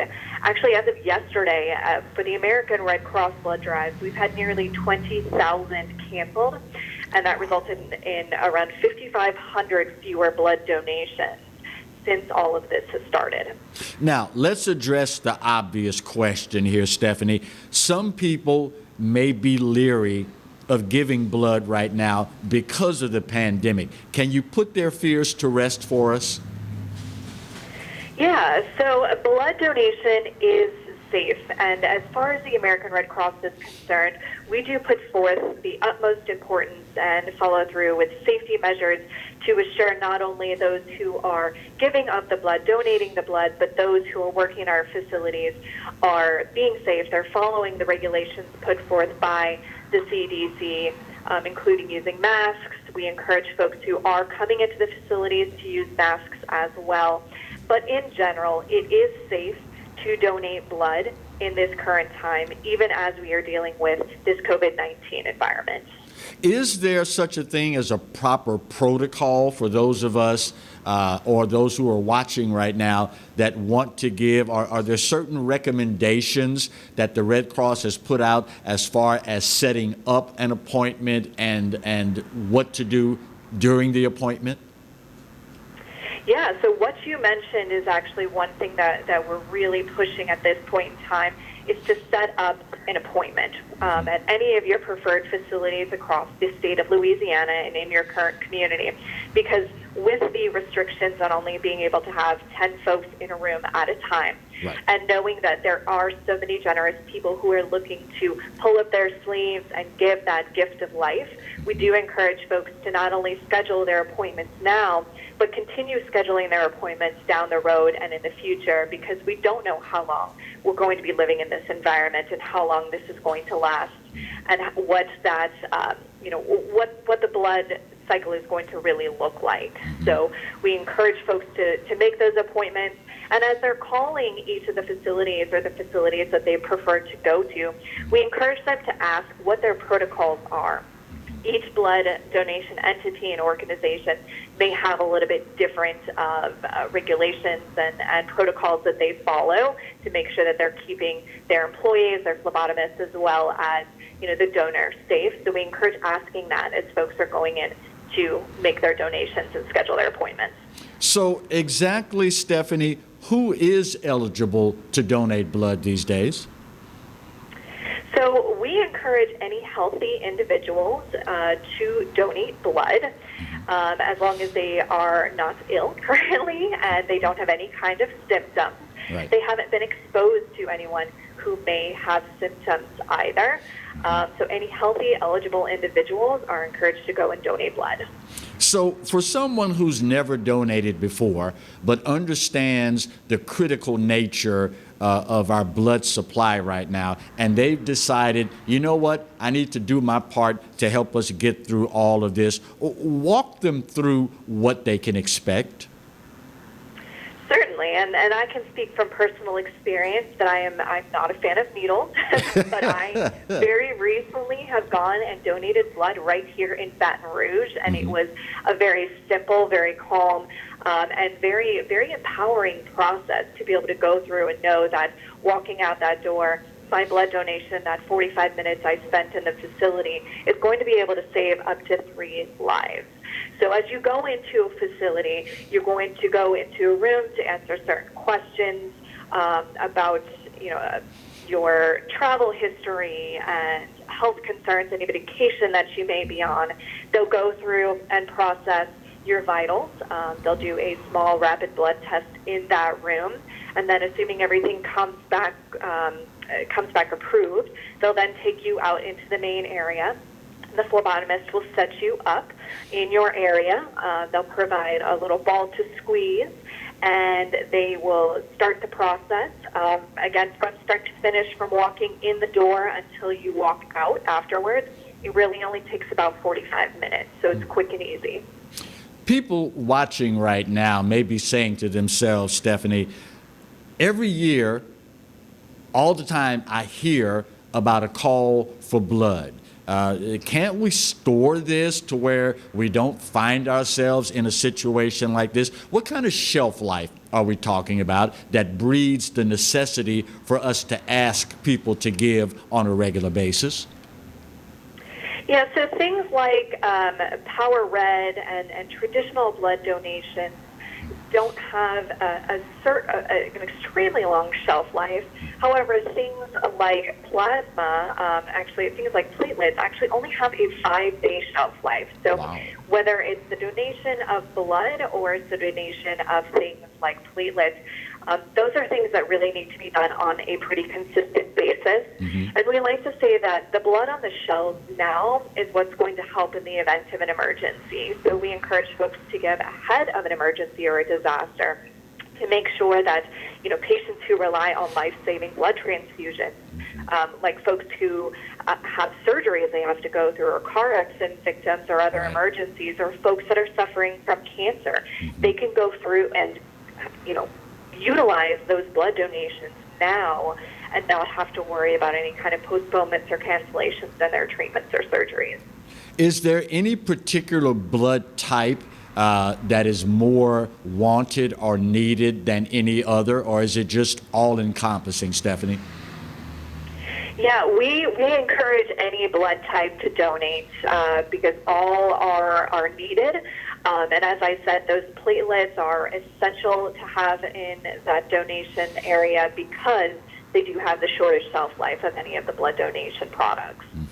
So if someone or some group, entity, wants to sponsor a blood drive, can the Red Cross assist them in that effort?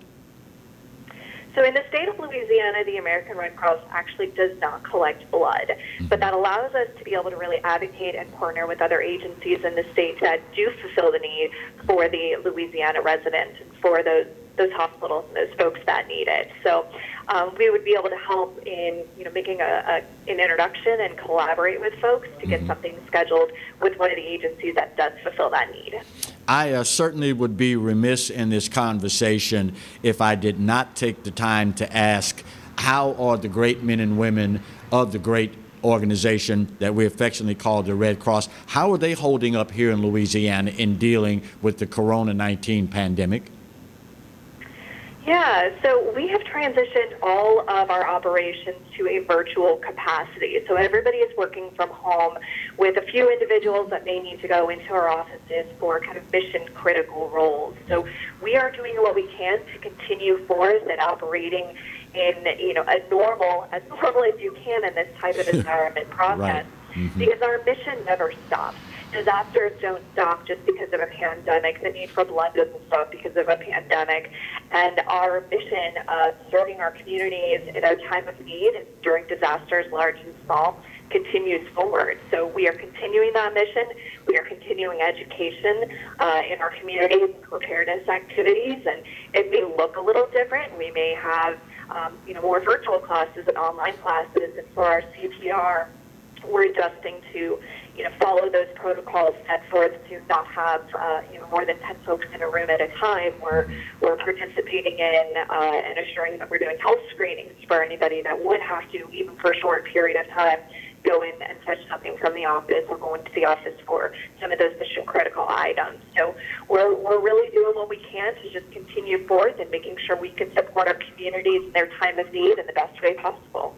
You know, listening to you talk just now, Stephanie, it occurred to me that giving the gift of blood is probably one of the most important things that you can do, because quite frankly, if, say, there is an emergency or a tragedy like a tornado, you can simply go to the store and you can buy more plywood, you can buy more sheetrock, you can buy more shingles, you can fix that home that's been demolished, but you can't buy blood if it isn't there. And I mean, there is no cold store where you go to buy it. So of all the things that we can do to help our fellow Louisianians deal with this coronavirus pandemic, giving blood is probably right up there at the top of the list, is it not? Absolutely, and you made a great point that we want to preemptively assure that we have the appropriate blood stock in our banks, in our hospitals, because what is donated now is what's going to help if something happens now or in the next couple of days. So we have to be able to follow, protocols and go through the cleaning process and the treatment process of the blood, and that takes a couple of days to do. So we really do encourage folks to think ahead. It's just the same as if you're thinking about preparing for hurricane season, which we do every single year. You know that hurricane season starts in the early summer and lasts through the late fall, and that you need to make your preparations ahead of time of buying water, of stocking your emergency kit, of creating your plan with your family of what to do should a hurricane happen. And blood donations are the same thing. We encourage folks to make appointments, to set appointments every certain amount of time frame that they're eligible to donate, and to keep that so they are supporting the constant flow of blood no matter what's going on. Stephanie Wagner is the Interim Executive Director of the Capital Area Region West, Louisiana Red Cross. Stephanie, thank you so very kindly, and please, you and yours, stay safe. Thank you, you as well. I appreciate it. You're quite welcome. All right, final break of today's show. We'll bang this one out, and then we'll come back and put a big old bow and wrap up the Wednesday edition of the Clarence Bugg Show right where you've got it, here on the Pelican. Stay close.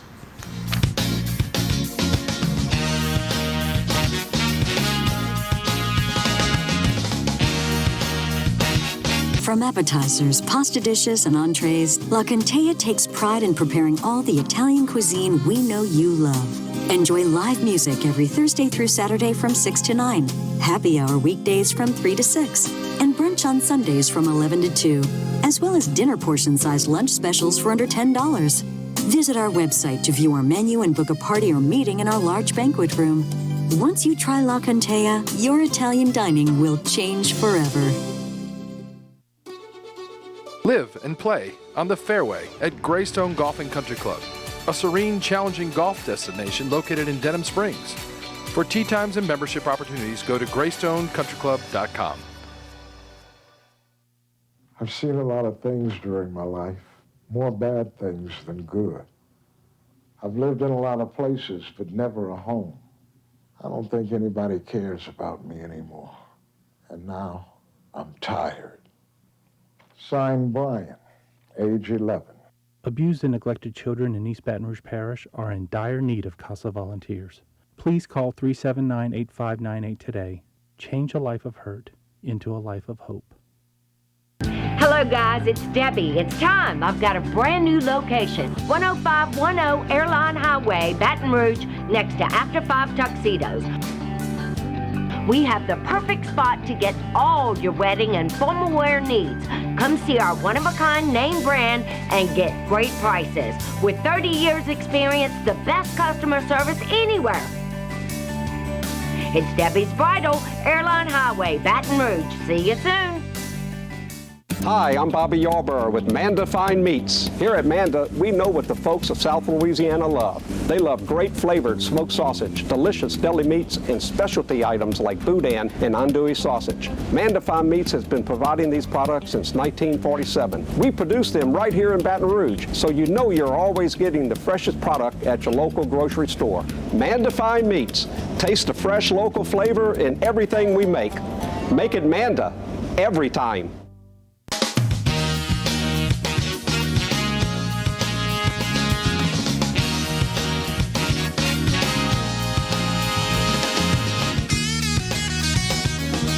Welcome back for the final segment of the Wednesday edition of the Clarence Bug Show. Let me take the time to encourage those of you that have not yet done so. Please, if the kids have the TV locked up, they're, watching videos or playing video games, whatever it is that they're doing to keep you away from the TV, go to the PC. And, of course, go to PelicanSportsTV.com. You can click on the live stream and you can view us there. Or better yet, go ahead and download the Pelican Broadcasting app. That way, we're on your mobile device, anywhere you are, anywhere you go, anytime, day or night, you can tune us in right there. That's PelicanSportsTV.com. That's the website. You can view the live stream there or download the Pelican Broadcasting app.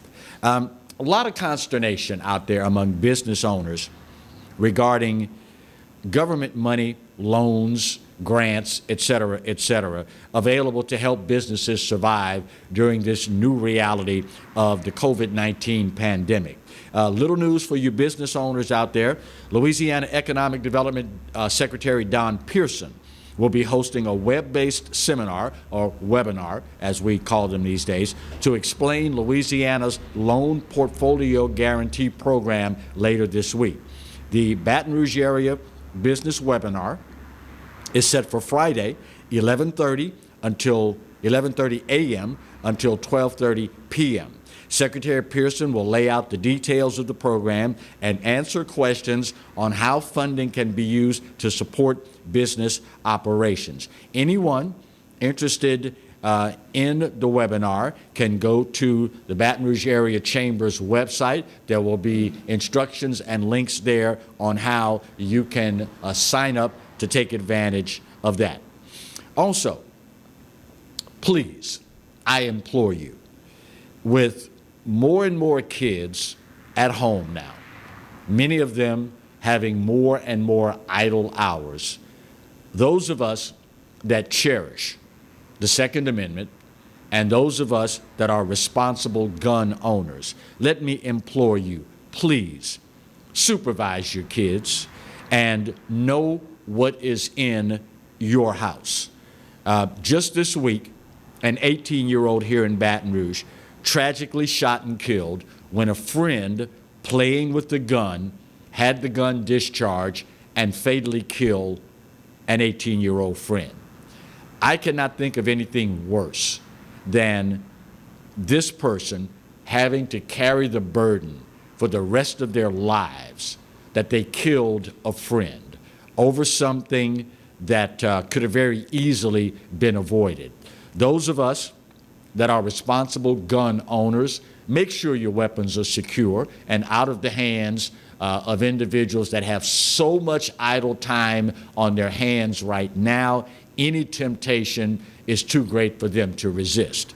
And of course, if you are a responsible gun owner, you have secured your weapons that you use for personal protection. On the other hand, if you are a responsible parent, then you know what's in your kids' rooms and what's being brought into your homes. I understand that these days a lot of parents are more interested in being their child's friend than they are being their parent. But quite frankly, for us baby boomers, it was nothing for our parents to go not just in our rooms, but to go through our rooms, because it's their roof, it's their home, and they are responsible for us minor kids, or for that matter, anyone else living in their home. And it's your right, and it is your responsibility to go through your child's room to be sure that there is nothing in your home that could lead to a tragedy of this nature. If you were to ask individuals over and over whose children have ended up accidentally, inadvertently killing another child in their home, the overwhelming majority of them would probably say to you, I had no idea my child had brought this weapon into my home. Well, quite frankly, it leads me to ask, why didn't you know? It's your home, and anyone that resides under your roof, you are responsible for, particularly a minor child. So if you're one of those out there that is of the opinion, I want to be my child's friend, I don't want him to hate me, trust me. Discipline now, inquiring now, going through the things now will breed nothing but responsibility in them. And later on in life, trust me, they'll thank you for it. The number of times that I had friends growing up that had horror stories of, man, I can't believe my dad went through my room last night. He found all sorts of stuff. Well, number one, you shouldn't have had it there in the first place. Number two, it's not your home. It's your father's home. And quite frankly, he and or the mother are the ones that will be responsible when something tragic happens in the home. If you're like us boomers growing up, first time you told your mom or dad, this is my room. You can't come in here. You ain't got no business coming in here. You go to wherever it is that you're going. When you come back, your parents have taken the door off the hinges. There is no more door to stop me from going in your room and checking to be sure that you're not bringing anything into my home that shouldn't be here. And quite frankly, if you were to go back today and ask all of these parents that had something tragic happen in their homes with an object that they had no idea was in their home to begin with, if they're honest with you and if they're honest with themselves, they'll tell you right up front, I wish I would have gone through my child's room a whole lot sooner. It's tragic times that we're living in right now. And the last thing any of us need, any community needs right now, is to have a needless tragedy to compound all of the things that we're going through right now. If it makes you feel any better, you will not be the first parent that's gone through their child's room and their belongings, and hopefully you won't be the last parent to go through your child's room and your child's belongings. At the end of the day, if that's what it takes to keep them safe, if that's what it takes to avoid a tragedy, quite frankly, that is a very, very, very small price to pay.